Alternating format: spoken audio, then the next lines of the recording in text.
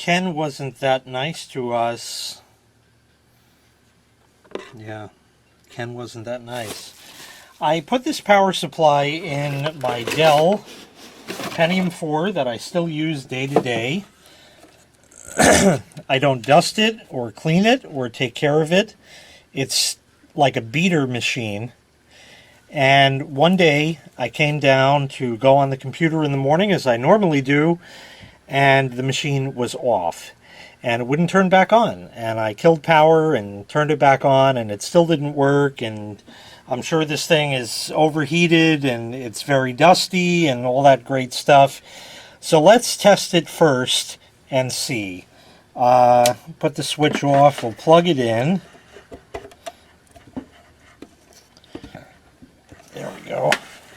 Turn it around, and we have to short these pins. Now, if you look, you have a green wire. That's the 4th pin. This is with the clip on top of an ATX power supply. And short that to the wire right next door, which is black, covered in dust, so it looks gray. So we just short 4 to 5, and for that you can just use a paper clip. So we'll just fashion that quickly, like that, and try to make it somewhat even. That's pretty close. We'll short it, and then we'll do a smoke test. So we'll just stick the pins with the paper clip on 4 and 5, as you see, and apply power and hit the mains and see if it goes bang. No bang, no fan, so it's dead. So that's what we came for. Kill power, and now we're going to take it apart and salvage some parts from it. First, you get your paper clip back, so we'll keep that. And for the tools of destruction, you're going to need a wire cutter and a screwdriver. So I will get the appropriate bit, which is here. These appear to be a number 1 Phillips. So we'll take these out.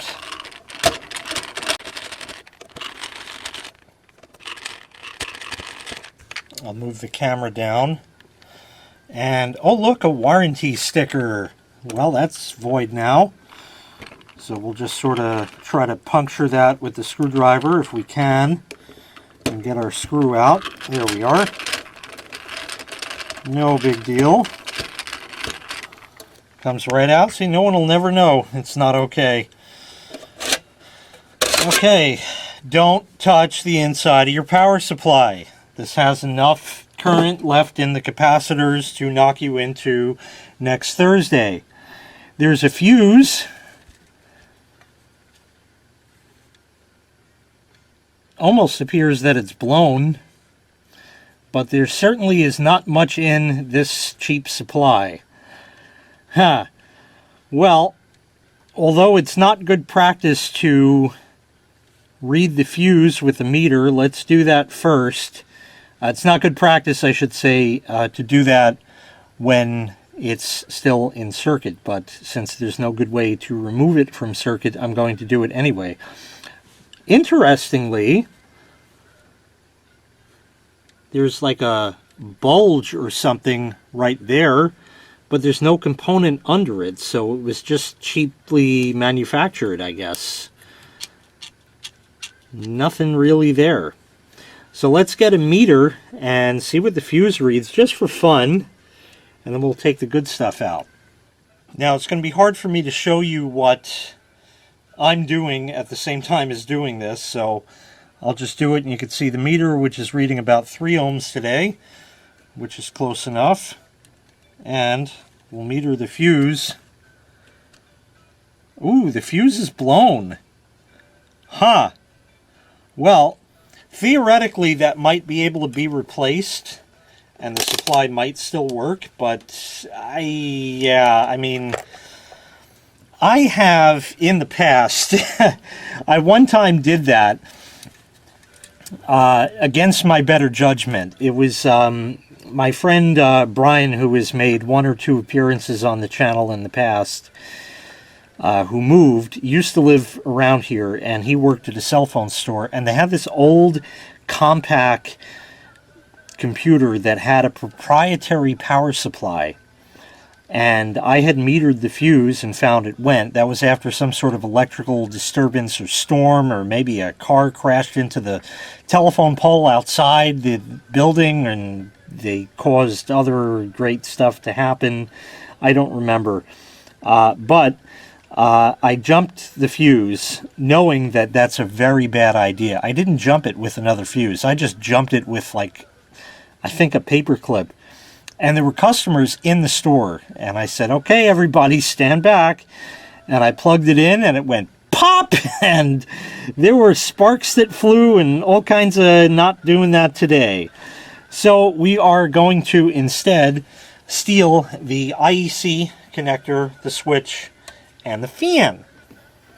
So to do that, we're going to switch over to a number 2 Phillips and take out the 4 screws that hold the fan in. These have a much coarser thread because they bite into the plastic, if you can see that there. So we'll remove those.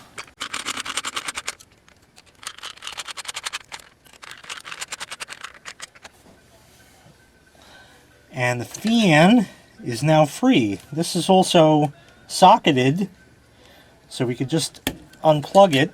And we have a 2-wire 12-volt fan that is in perfectly working dusty order. So there is that. As for the switch and the other switch in the IEC connector, I think we have to go back to our number 1 bit.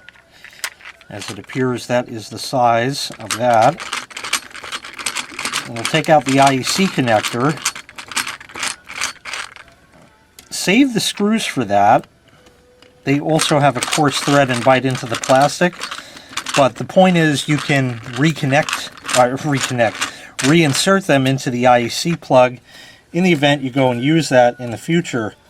And for this, really, there's a cable tie I'm just going to clip here, just so we can get a little more access. Oh, that bought us a lot.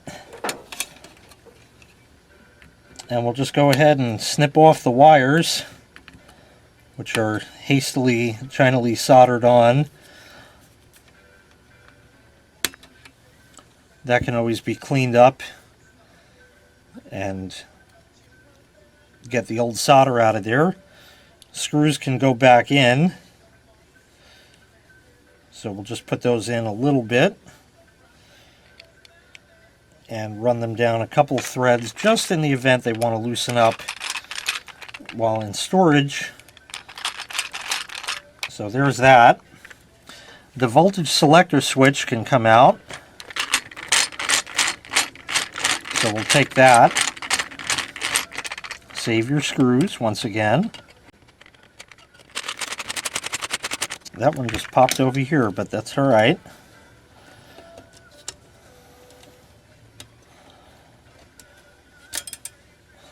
So we have those 2. And this also can simply be clipped off. This is a great switch to use for other purposes, especially if you need some sort of quote-unquote molly guard on it. So we have that. And as far as the actual switch here, it's a panel mount switch and there's no screws for it. So it gets tricky to remove at best. It's a tight fit in there. There's like a clip here you have to press, and I don't know if we're actually going to be successful in trying to remove this, because once they're in there, they're pretty much in there pretty good. So I'm going to fight with this off camera and see if I can get it out, because that's also just a handy on-off switch, if nothing else.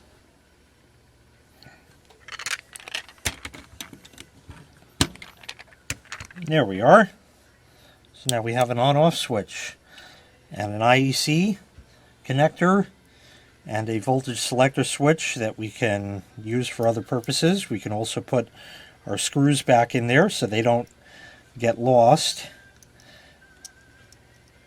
These are more or less a machine screw type thing.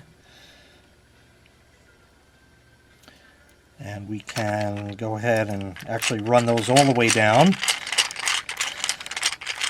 because it's a machine screw and not going into plastic, so we don't have to worry about possibly stripping the plastic out.